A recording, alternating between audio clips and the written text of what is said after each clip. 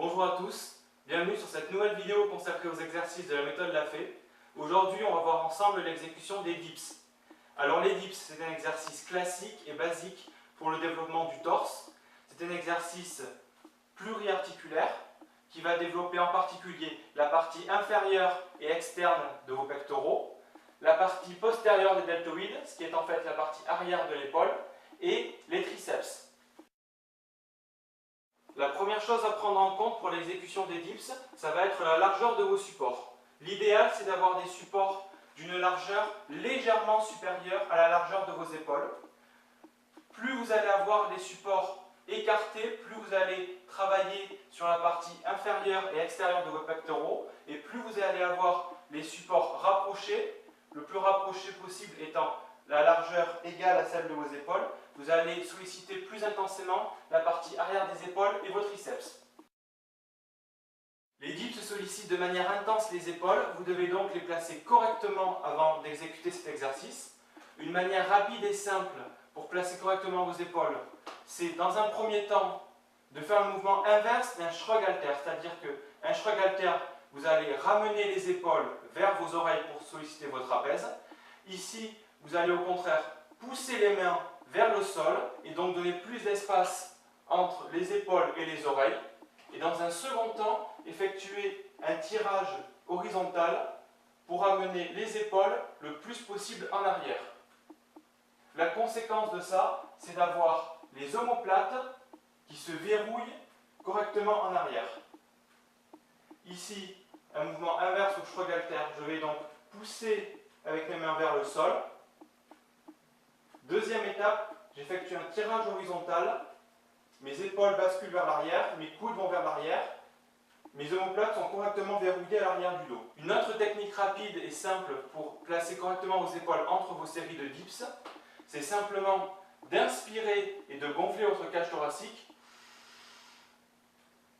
et d'écarter vos mains vers l'extérieur, ce qui va placer automatiquement vos omoplates dans une position correcte.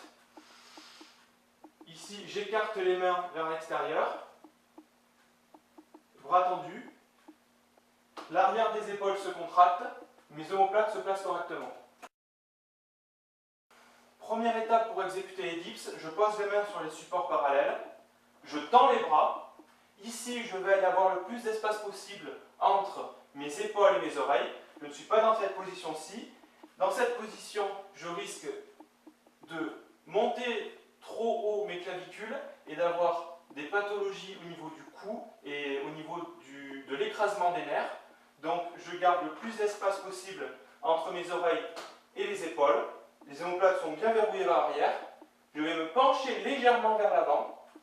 Je vais fléchir les bras. J'inspire en bas. Je souffle en tendant les bras. Pour ce qui est de la position des coudes, vous devez veiller à avoir les coudes qui se fléchissent vers l'arrière et non pas sur le côté. Des coudes qui s'écartent sur le côté, ça va engendrer une mauvaise position de l'épaule. Vos omoplates vont s'écarter également. L'épaule est en danger, vous risquez encore une fois une pathologie. Les épaules bien en arrière, les coudes vers l'arrière et non pas sur le côté. Un autre point important lors de l'exécution des dips, c'est tenir compte de la posture globale du torse. Généralement, lors du travail intense des pectoraux, on a tendance à ramener les épaules vers l'avant, à se voûter légèrement et avoir le cou qui part en avant. Dans cette position, j'accentue la forme naturelle de la colonne en forme de S et je place les épaules, mon sternum et le cou dans une position délicate. Vous devez au contraire chercher à vous grandir et à vous tenir bien droit avant d'exécuter cet exercice. Vous devez en fait donner le plus d'espace possible entre votre plexus solaire et votre nombril. Si vous souhaitez cibler encore plus spécifiquement ou les pectoraux ou les épaules et les triceps, vous devez veiller aussi à la position des cuisses durant l'exécution des dips. Les genoux ramenés vers la poitrine vont accentuer le travail sur la partie inférieure des pectoraux, alors que les genoux et les cuisses davantage en arrière, c'est-à-dire alignés parfaitement avec le torse, va accentuer le travail sur les triceps et l'arrière de vos épaules. Un autre point important à noter lors de l'exécution des dips, c'est la position du cou. Si vous avez le cou qui reste droit durant toute l'exécution de l'exercice, vous risquez de comprimer vos cervicales et de comprimer les nerfs qui partent vers les épaules, les bras et les mains, ce qui risque de vous causer des picotements pendant la séance ou après la séance. Donc vous devez veiller à avoir tout le corps qui bascule vers l'avant lors de l'exécution des dips et le menton ramené vers la poitrine. Si vous avez des picotements dans les bras pendant l'exécution des dips ou après, pensez également à faire des étirements pour ce qui est des pectoraux, des épaules et des bras, ce qui devrait diminuer ce type de désagrément. Donc on récapitule ensemble les étapes pour exécuter correctement les dips. Première étape, je place correctement mon sternum, mes épaules et mes omoplates.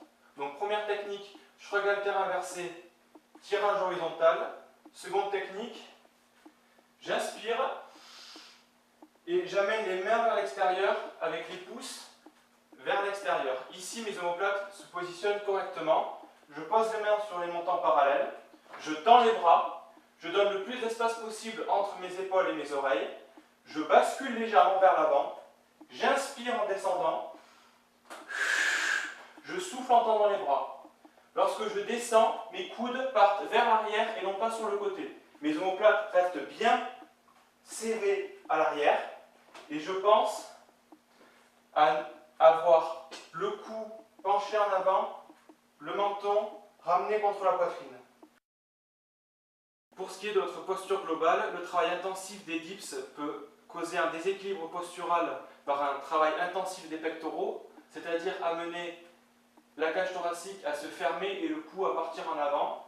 Pour cela, je vous invite dans la création de votre programme à intégrer également des tractions pour équilibrer les masses musculaires et également à faire des exercices d'étirement, notamment l'exercice du pont. Pour cela, je vous renvoie à une autre vidéo de la méthode Lafay.